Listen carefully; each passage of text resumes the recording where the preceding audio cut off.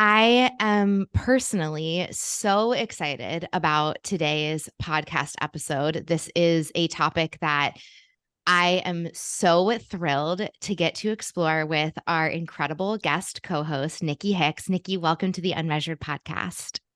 Thank you for having me, Simi. It's such an honor to be here with you today. Absolutely. There's no one else I could imagine having this conversation with other than you. You founded Pivot Boutique, which is an absolutely amazing shop in the short north here in Columbus, but of course, people can find it online as well. You are passionate about connecting with, inspiring, and being inspired by people. From a young age, you've used fashion as a means to express your emotions, thoughts, and energy. Recognizing that we all have multiple passions and purposes, you made a bold decision to transition from your 15-year career as a lawyer and corporate executive to pursue your dream of connecting with others through the transformative power of personal style. You're driven by the desire to create an authentic and welcoming spaces, and you aim to empower individuals through style and showcase inclusive and sustainable brands. What an incredible mission. Thank you. Thank you. I feel like it's such an honor to be able to do what you want to do, not only once, but twice. But it's also so much more important for it to live up to your values. And that's what I'm really trying to bring through to Pivot. And you are such an inspiration. Your journey to me, like when we met the first time, I was like, oh, I think I love her. So like I wanted to talk to you more and more and more. So thank you again for having me here. I'm so excited to have this conversation with you. Me too. And we've got our little guys to thank for really connecting with. Our sons bonded over their love for dinosaurs and all things like earth science. And then we got to connect and it's been so wonderful. I am going to read the question that came in from a listener, and then everyone tuning in is going to understand why you are the absolute perfect person to be having this conversation with. So the question came in: after years of riding the diet binge roller coaster, I found intuitive eating and am in a much more peaceful place with food. Just as you promised, my body's weight stopped yo-yoing up and down and up and down, and I have settled into a more stable place. In some ways, it feels hard to know the days of losing weight and getting a lot of praise are behind me, but it also feels so peaceful to be here now.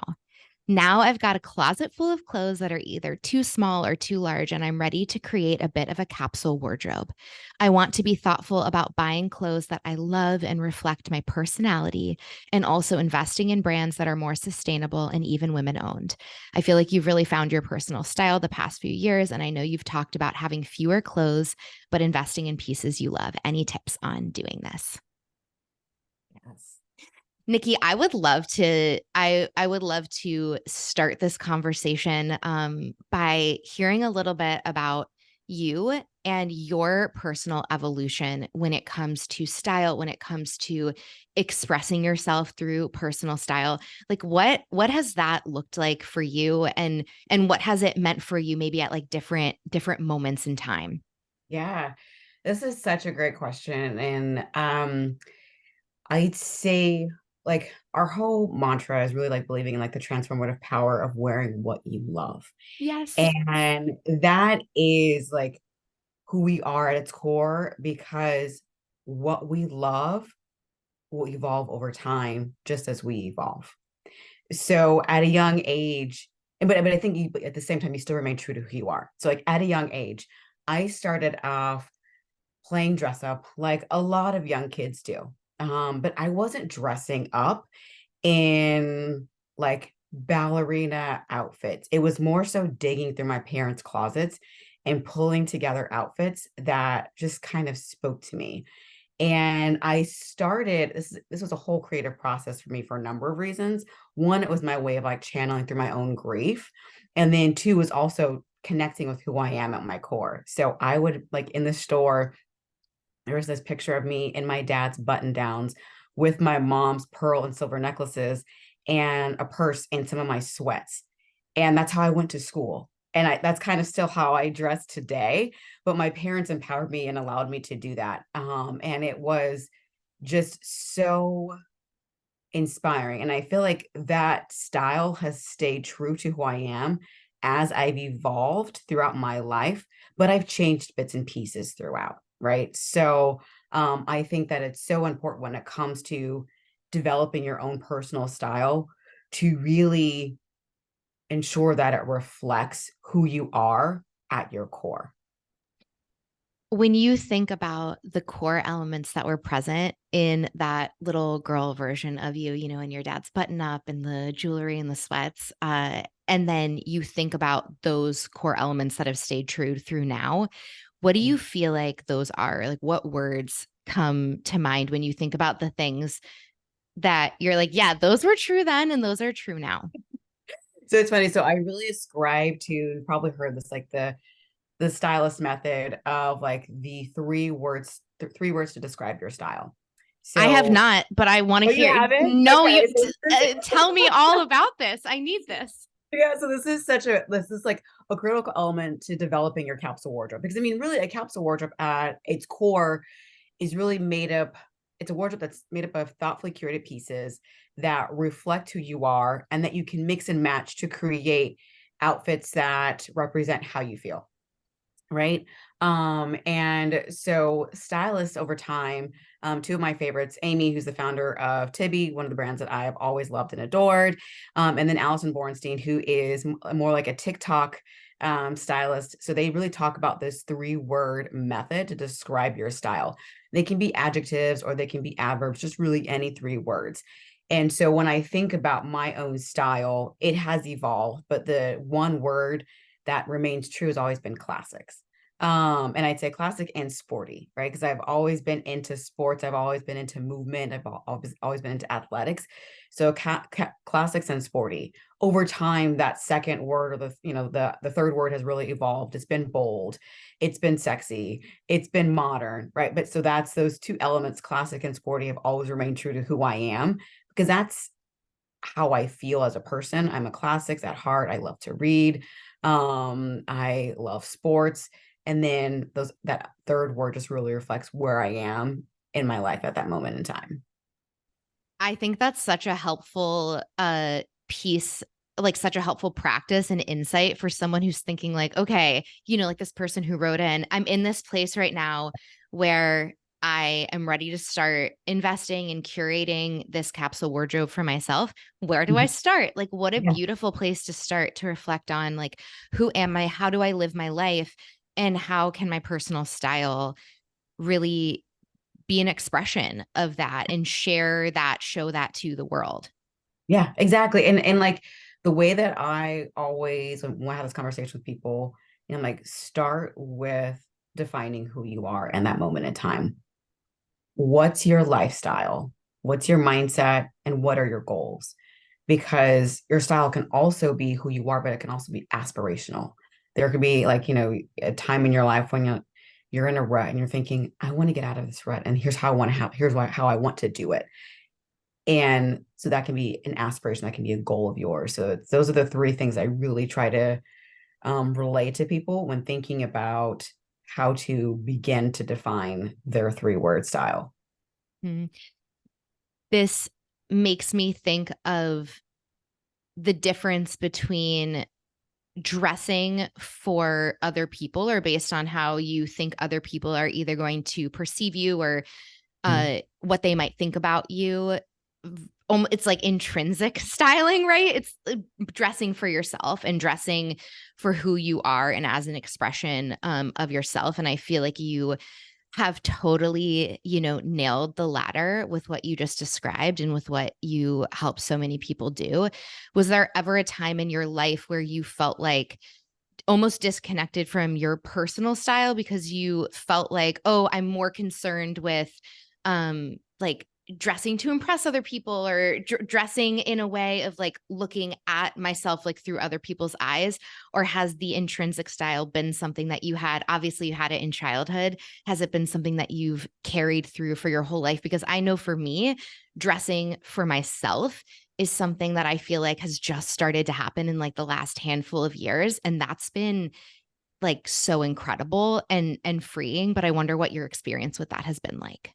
Yeah, I'd say that mine was probably in law school, right? It was and I'd say probably my third year of law school. I didn't like, I'm a hard worker. I was at the top of my class. But during that second year, which, I was like, okay, that's when you're supposed to find that job that you're going to land after law school.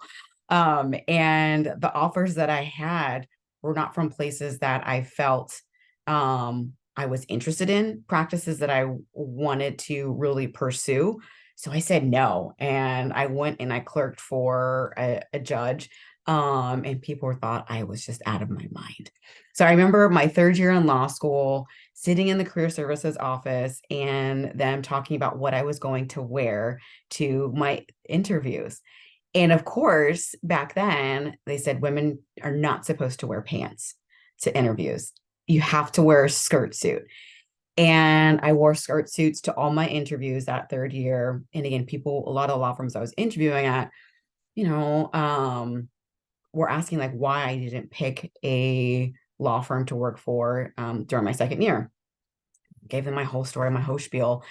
And I was going through a final round of interviews with this law firm that I actually really wanted to work at. And I was also they were also sponsoring an event that for an affinity organization that I belong to. And I went in after my first round of interviews to meet with the managing partner.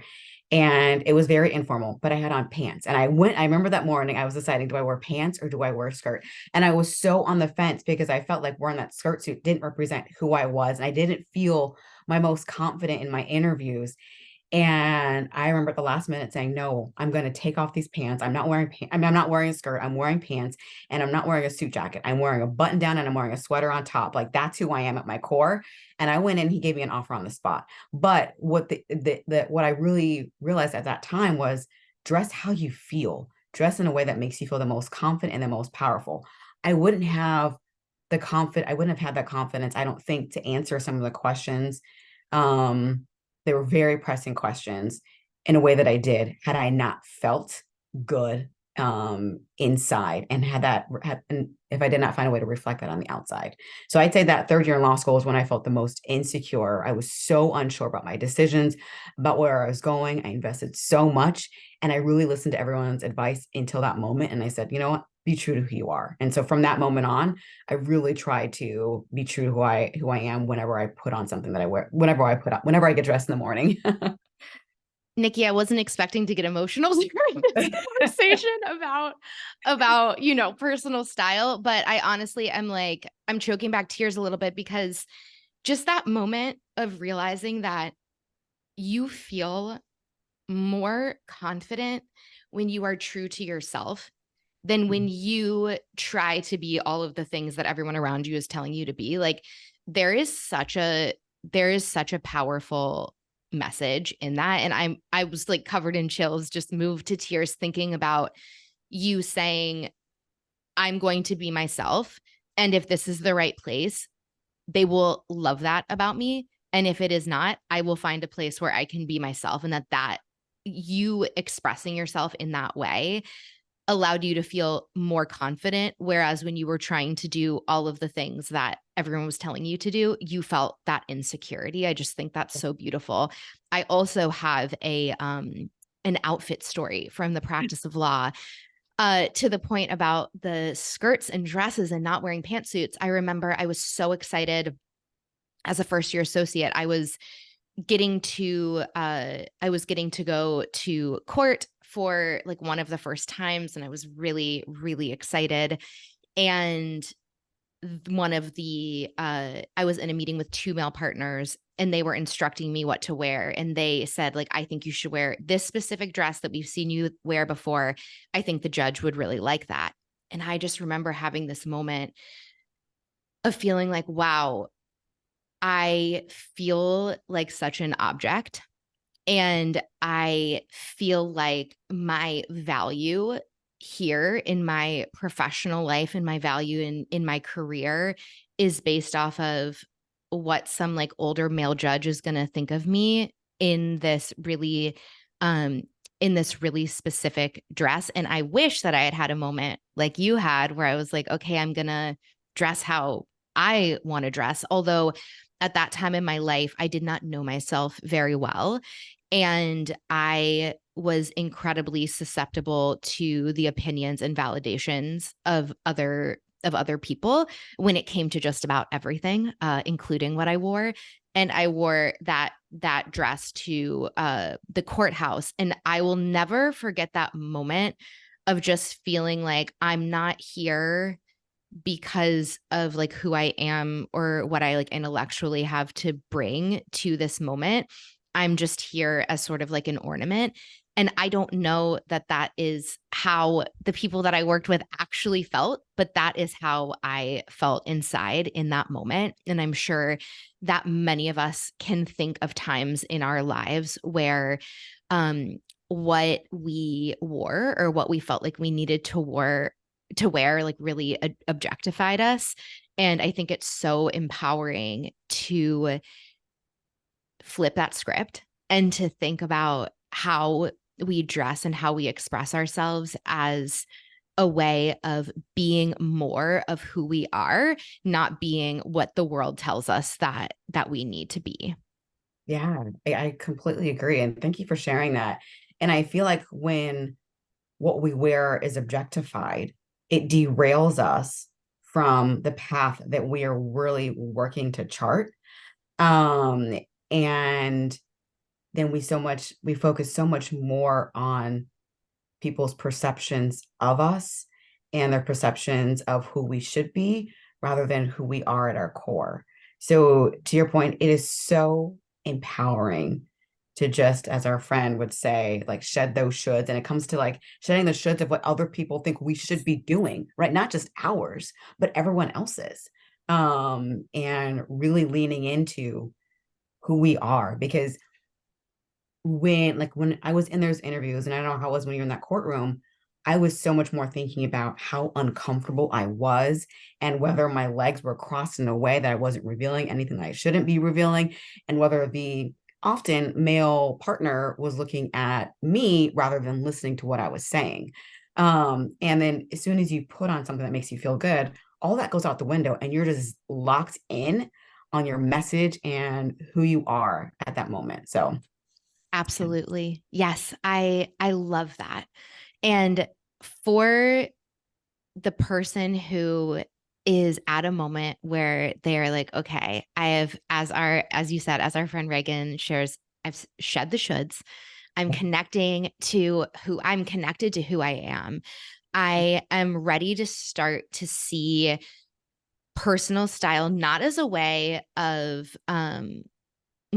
trying to be what the world wants me to be, or not as a way of trying to, make my body look a specific way, or trying to like fix things that feel problematic or hiding myself or anything like that, but really seeing personal style as this amazing, empowering expression of who I am. And I want to start investing in a wardrobe thoughtfully. What was it like for you to start to think about your wardrobe, the pieces that you were connecting with, the way that you were expressing yourself, to think about that in that way of like investing in that? Yeah. So really I started with my mindset. Like those three things that I really, encourage people to consider. Start with your mindset. How are you feeling at that moment in time? What do you love about yourself? And really embracing that. And then two, like, what's your lifestyle? Are you constantly on the go, right? Are you running between soccer practice? Are you in a boardroom? Are you in a courtroom? And then like three, like really going back to like what are your goals? So that's really what I did too, especially when I transitioned from corporate to launching Pivot. I have a lot of business wear in my closet, but a lot of that business wear, as I started to think through and work through life as an executive, that's when I really started to lean even more into my style and how I showed up at work.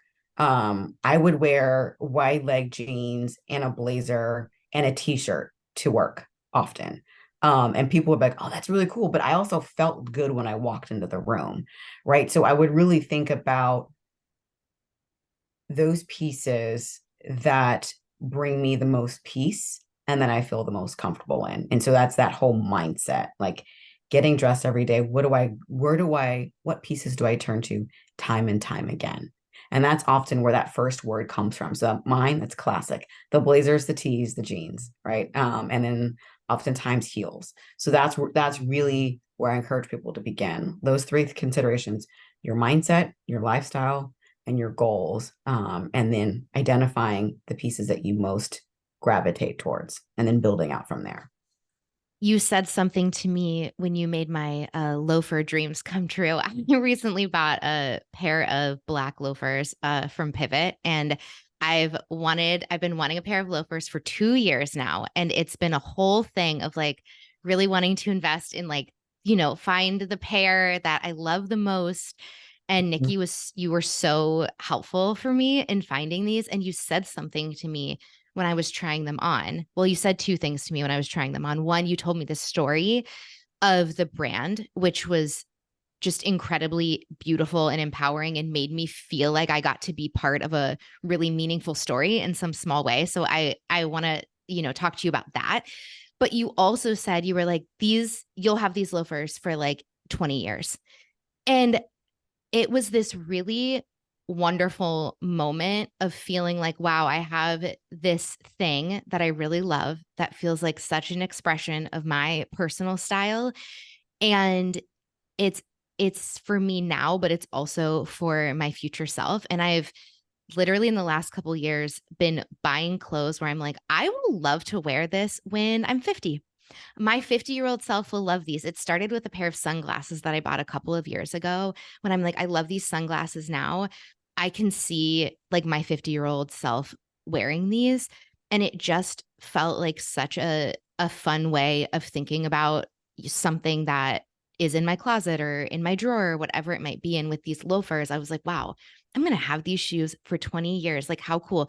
These are going to be shoes that like my daughter Yazzie will be like stealing out of my closet when she gets older and like, certain like fashion trends come back around. And I think about those things, with my own mom or even with my dad. My dad passed away about 6 years ago, and he was very tall. He was 6'5". So, but I have some of his, I have like this old like Hugo Boss t-shirt of his that I sleep in because it swallows me whole because of how tall he was. But I also Huh? have this great sweater of his. And like I just cherish these pieces of clothing Yeah. so much. And so it's really fun to be thinking about investing in these things, having them for now, but also having them for later, and what that can mean. Um, so I just really appreciated you saying that. And I think when people when you do start to buy from brands that are more sustainable, and when you do start to buy from brands that uh hold themselves to certain standards and certain ethics, they are more expensive than when you buy things that are fast fashion. And there's a really good reason for that. But when you think about the quality and you think about how long you can have them and you think about taking care of them, I feel like it's such a different lens to look at it through.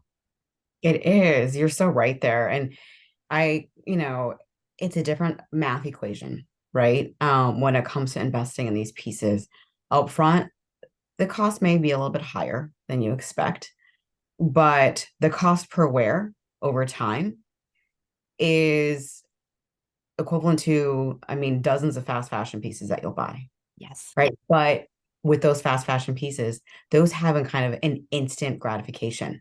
You may wear it once and then it may fall apart, or you don't like how it made you feel. Versus the pieces that you invest in, you think about it like you did for those 2 years. You really analyze how you incorporate it into your wardrobe. You think about, oh, Yazzie will probably wear these too, right? And then you remember, you connect with the story of the brand. That when you buy pieces like that, you also remember buying them, and you can tell the story to others on down the road. And that's what really is so important when it comes to building out your wardrobe. Now, every piece may not have that same story or that same feel, but it's really important that you do connect with the pieces in your wardrobe, because they're an expression of who you are. They're your first way of relaying to people who you are as a person and how you want them to perceive you versus how they perceive you. right? And so when you dress in a way, I can wear a hoodie and some sweats and I don't care, right? Because it's like I'm showing people that I'm relaxed, right? And I'm chill. And that's how I'm going to show up at my son's birthday party, another birthday party, because that's how I feel. And people will approach you in that relaxed way. It's so important to really think about when you build your wardrobe through like those emotions and like your mindset. Yes. When you think about brands that you want to partner with, that you want to collaborate with, that you want to bring in to pivot, that you want to help share with the world, what are some things that feel really important for you when you're thinking about the shop and those professional relationships and those beautiful brands that you get to share with us? Yeah, so there are a few things that we really consider when bringing in a new brand into store or even maintaining our relationships with brands. One, we are really big on inclusivity. Mm. So brands that are Black owned, minority owned, just BIPOC, right? So we really, really think about those brands. Also, those brands that are sustainable or have a commitment to sustainability. And sustainability doesn't necessarily, some people think, oh, vegan leather, but there are other ways to think about and approach sustainability. There is traceability. Who's making your clothes? There are brands that we have in store that have 100% traceability. They know where the materials come from to each hand that touches or has a hand in making their products. Like all of that, sustainability is such a personal decision and consideration, and it's a very broad term as well. It goes beyond materials used. It's, again, that traceability, and the materials used, and really like the longevity of the items as well, in addition to a number of other factors. So those are things that we really look at when bringing brands into the store. Are they BIPOC, and what's their commitment to sustainability? I love that. Thank you for sharing that, and thank you also for elaborating a little bit on what sustainability can mean. It's really cool to like see inside of that a little bit. I am sure that other people listening are equally as curious and inspired as I am about your pivot, right? From from being an attorney, from being an executive, shifting into this incredible chapter that you're in now of sharing fashion in this way, of opening up this store, of following this other dream of yours. What what was that like for you? And what really helped you to have the courage to say yes to this next chapter? Because I also know from our conversations that you loved your first professional chapter. Yeah, Yes. I did. And when you're growing up, and I've eliminated this question from whenever I talk to my kids or other kids. It's like, what do you want to be when you grow up? But there's so many things that we enjoy doing. And oftentimes we chase that perception of success, right? Going back to those perceptions. And I wanted to be a lawyer, and I also loved fashion. And I chose the former route because I didn't know anything about careers in fashion, really. And also, candidly, I thought about that perception of success. Oh, she's a lawyer. That's pretty cool. The first lawyer of my family, right? So that was awesome. Um, but then over time, throughout my career, again, waking up every day, I loved getting dressed as a lawyer, whether it was wearing a suit or whether it was wearing jeans. I loved it. And I also love connecting with people. That was one of my favorite parts about being a lawyer. When people like ask, what do you do? It's like not being a lawyer. It's not owning a boutique. It's connecting with people to help them accomplish their goals. And that remains true whether I'm a lawyer or whether I'm a boutique owner. And so over time, though, throughout my career, I just kept on thinking about what a career in fashion would look like. Oh, could I connect with someone at a boutique? Because I've lived in a number of different cities. And one of the first things I've always done is gone to a boutique to connect with people, connect with the community. And oh, is that something I could do here? Wherever I've lived. And so when we moved to Columbus 11 years ago, I still had that same idea. I'm like, oh man, there's not a boutique like this around. Someone should do it.